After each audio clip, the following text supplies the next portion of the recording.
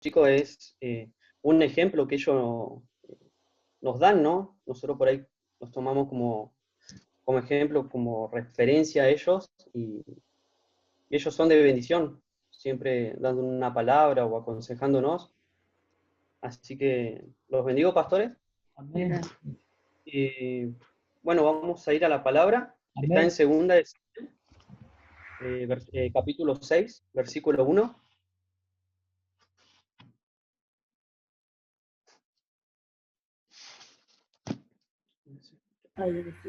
Segunda de De Samuel, capítulo 6, versículo 1.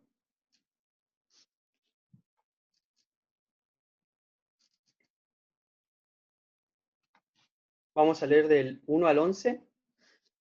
Y dice, David volvió a reunir a todos los escogidos de Israel, 30.000, y se levantó David y partió de Baal de Judá con todo el pueblo que tenía consigo, para hacer pasar de allí el arca de Dios, sobre la cual era invocado el nombre de Jehová de los ejércitos, que mora entre los querubines.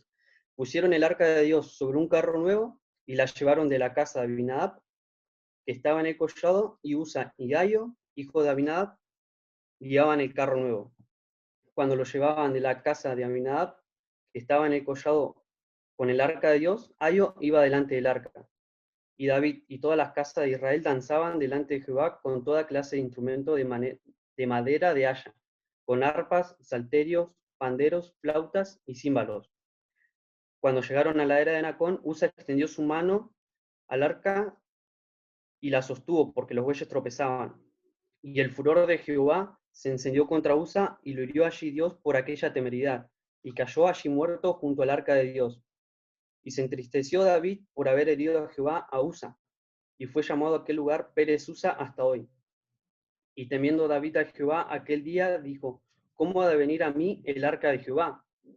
De modo que David no quiso traer para sí el arca de Jehová a la ciudad de David, y la hizo llevar David a casa de Obed-edom Geteo, y estuvo el arca de Jehová en casa de Obed-edom Geteo 3 meses, y bendijo Jehová a Obed-edom y a toda su casa.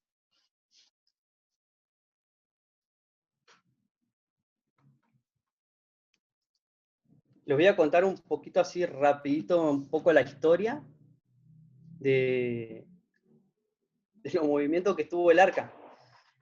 Los filisteos hicieron guerra contra el pueblo de Israel mientras reinaba el rey Saúl.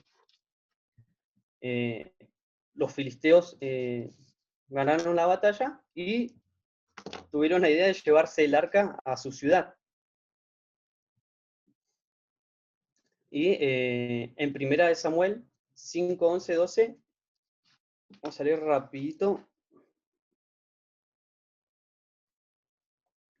Dice, y enviaron y reunieron a todos los príncipes de los filisteos diciendo, enviad el arca de Dios a Israel y vuélvanse a su lugar, y no nos maten a nosotros ni a nuestro pueblo, porque había consternación de muerte en toda la ciudad, y la mano de Dios se había grabado allí, y los que no morían eran heridos de tumores, y el clamor de la ciudad subía al cielo.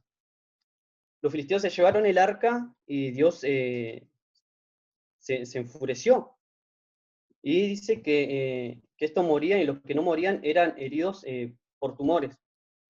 A causa de esto decidieron devolver el arca.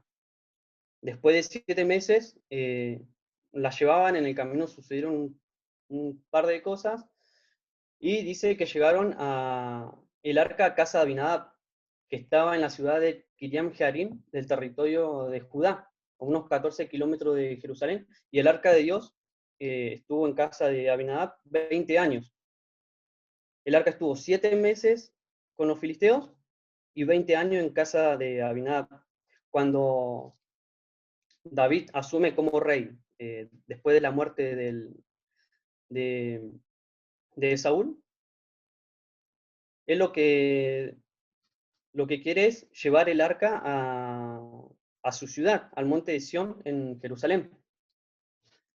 Así que dice la Biblia que él toma a los escogidos de Israel 30.000 y van a buscar el arca.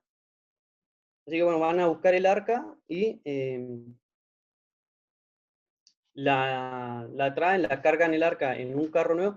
El arca aproximadamente medía 1 metro por medio de alto. y dice la Biblia que cargan el arca en un carro nuevo que era, lo tiraban bueyes, o sea, lo movilizaban los bueyes. Y cuando llegan a Nacón, eh, Nacón, los bueyes tropiezan y dice que Usa extiende su mano para que el arca no se caiga, o sea, con buena intención él lo que quería era que no se rompa. Y la Biblia dice que Dios se enfureció y Usa murió. Eh, en, en Primera de Crónicas 15:2 dice que el arca debía ser cargado por los levitas.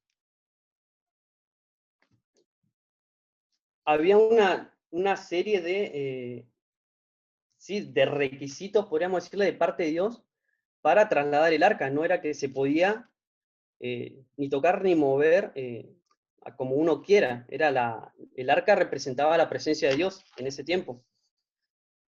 Y bueno, David al no tomar esto, Usa muere. Así que David no quería que, al ver la muerte de Usa, él tuvo temor de Dios. No quería que se le siga muriendo gente. Él llevaba 30.000 personas con él. Así que lleva el arca a la casa de Obed-Edom. No pude encontrar si él le explica qué era el arca o no, pero se lo deja. Le deja la casa y la Biblia dice que tuvo el arca 3 meses y en 3 meses Dios lo bendijo de una manera tremenda a Obed-Edom. Ahí vamos a ir viendo las bendiciones que tuvo Obed-Edom a causa del arca.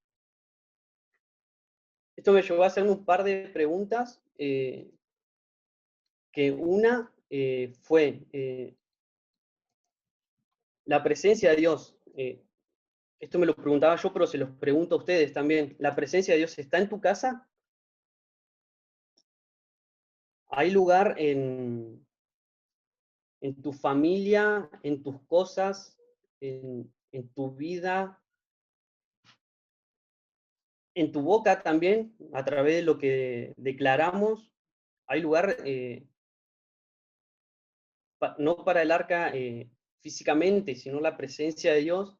eh, Muchas veces declaramos cosas que no son de Dios.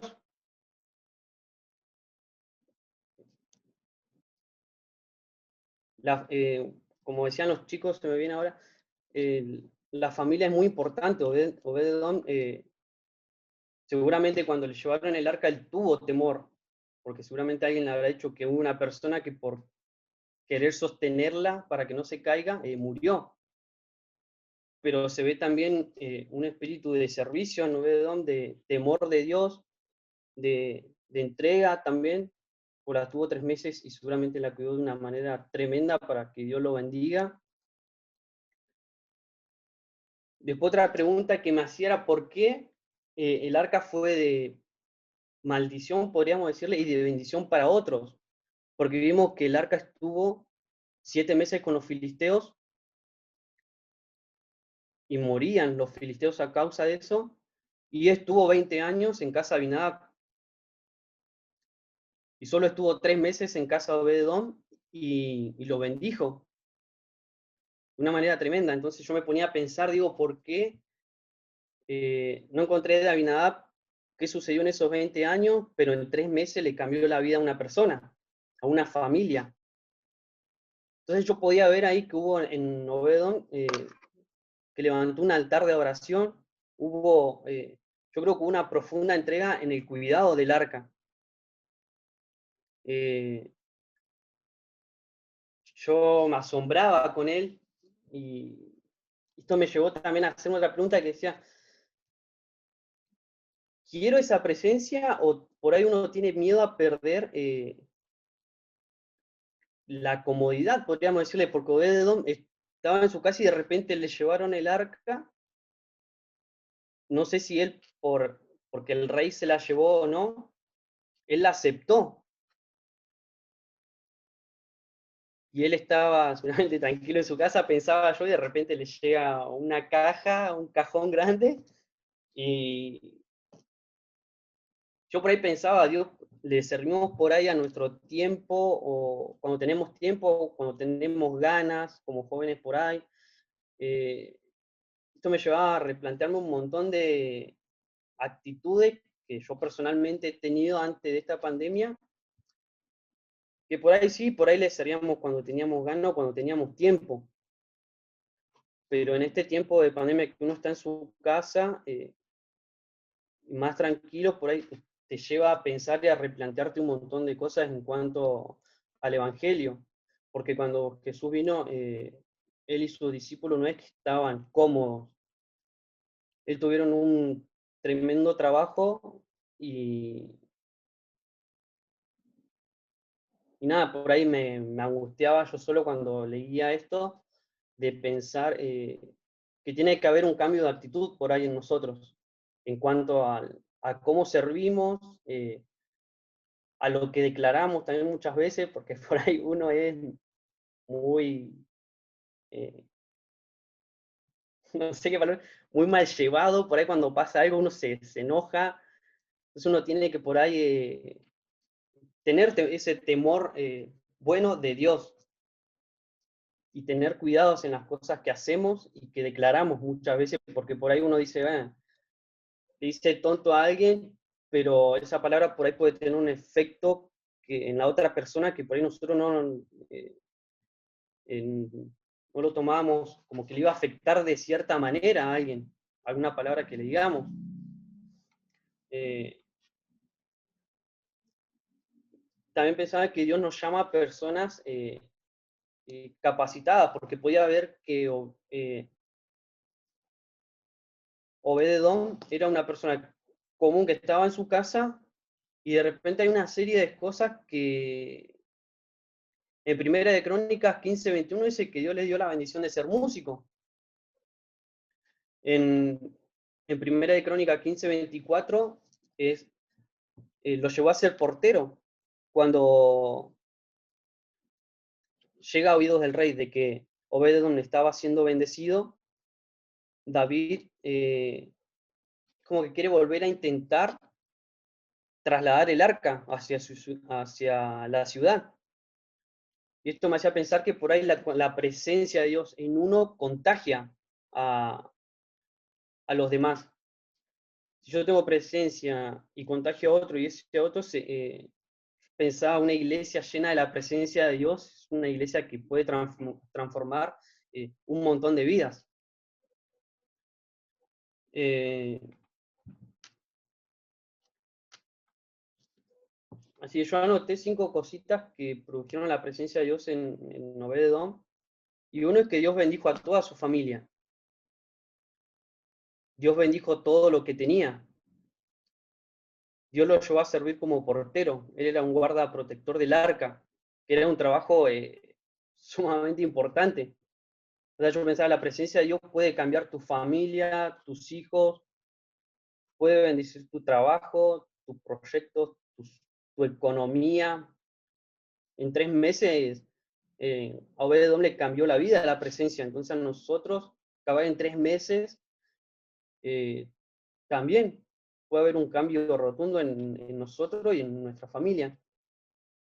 4, Dios le dio la bendición de ser músico. Eso está en Primera de Crónicas 15:21, por si alguien lo quiere leer. Y que Dios bendijo a toda a su descendencia. Esto está en Primera de Crónicas 26, versículos 7 y 8. Eso también me lleva a pensar de que la decisión que tomemos hoy nosotros va a afectar a nuestra generación, va a afectar a nuestros hijos y a los hijos de nuestros hijos. Y por ahí muchas familias por años vienen trayendo cadenas, podríamos decir, no sé, droga, alcohol o lo que sea, lo que uno puede haber tal vez en su familia, y la decisión de uno puede cortar con eso y puede traer bendición a las generaciones que vienen. O sea, es algo tremendo y es yo pensaba como una responsabilidad también de uno. Así que yo los animo a que por ahí en las casas, también como dije en la predicación pasada, que levantemos un altar de oración en este tiempo que no podemos estar en las iglesias y que podamos, que nuestra casa sea llena de la presencia, que en cada cosa que hagamos en nuestro hogar, demos un lugar a Dios en nuestro trabajo también, o sea, que la presencia vaya con nosotros para poder impactar de cierta manera a los demás, con nuestras actitudes, con lo que decimos, con nuestros actos, que podamos dejar algo bueno en el otro.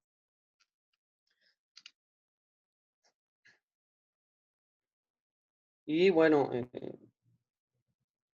yo pensaba que una casa llena de la presencia de Dios es una casa que está en reposo. Era algo que lo podía simplificar muy rápido. Una casa llena de la presencia es una casa que está en reposo porque confía en Dios y le da el primer lugar a Dios en nuestra vida y en nuestra casa. Leía que en la palabra no temas está 365 veces en la Biblia. O sea, Dios nos habla que todos los días, la situación que pasemos, que no temamos, que podamos poner nuestra confianza en Dios y en todas las cosas. Así que yo los bendigo y los animo, que si en algún momento pensaron que tal vez no tenían algún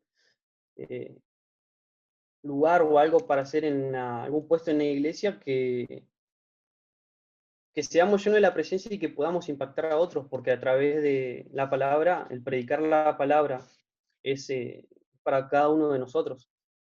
Y, y nada, que tomemos esto con cierto temor de Dios y con cierta responsabilidad, y que pueda haber un cambio de actitud en nuestras vidas. Así que yo los bendigo y le doy lugar al pastor.